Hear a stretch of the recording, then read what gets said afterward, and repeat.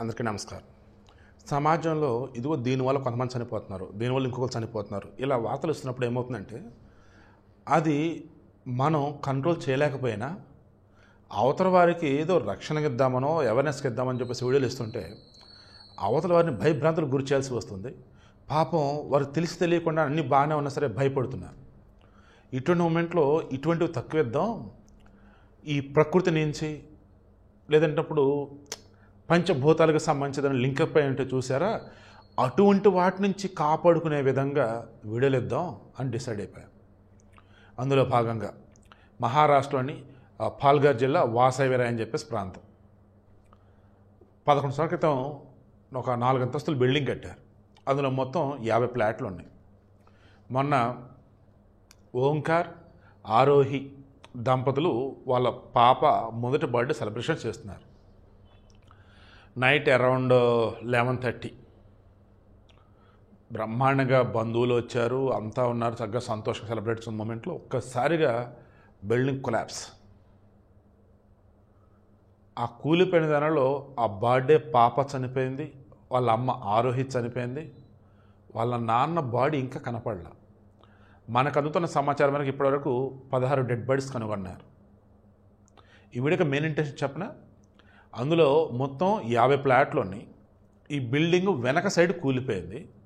అక్కడ దాదాపు 12 ఫ్లాట్లు మొత్తం ధ్వంసం అయిపోయాయి.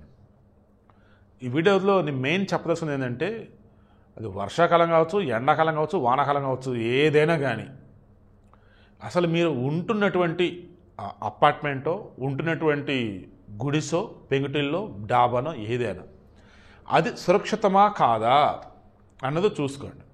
ఇప్పుడు అధికారులు వచ్చి మొత్తం చెక్ చేసి తెలిసింది ఏంటంటే, ఆ బిల్డింగ్ ఎక్కడైతే కొలాప్స్ అయిందో ఆ కొలాప్స్ అయిన ప్రాంతానికి పర్మిషన్ లేదంట. చూడండి, అసలు 11 సంవత్సరాలుగా ఉంటున్నారు, ట్యాక్సులు కడుతున్నారు, ఆ కూలిపోయిన ప్రాంతానికి మాత్రం పర్మిషన్ లేదు, రిమైనింగ్ ప్రాంతానికి పర్మిషన్ ఉంది. జస్ట్ లైక్ మన నాగార్జునకి ఎన్ కన్వెన్షన్ సెంటర్ ఉందా, ఎన్ కన్వెన్షన్ సెంటర్లో పార్కింగ్ ఏరియా ఉంది, అదే నాగార్జున సొంత స్థలం.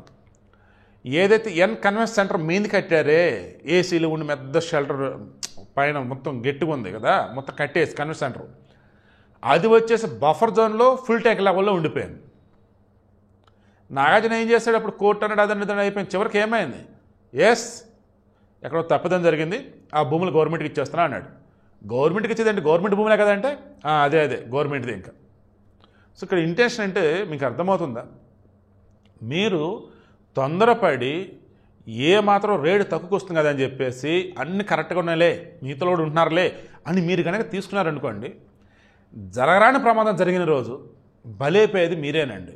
ఇప్పటికన్నా మారండి.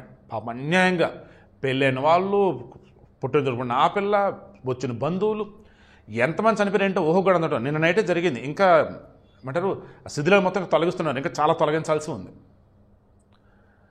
రమాభాయ్ టవర్స్ అంట, వాడు దుర్మార్గుడు ఎవడగానే కట్టినోడు, వాడేం డబ్బుల కోసం కట్టాడు, పాపం ఇలా తక్కువ వస్తుందని చెప్పేసి రెంటకో ఉంటానికో తీసుకున్నారు.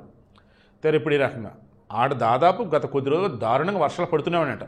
మొత్తం కింద పునాదులు మొత్తం కూడా ఏమంటారు నాని ఓ సైడ్ కూలిపోయిందంట. అది దారుణమండి పాపం.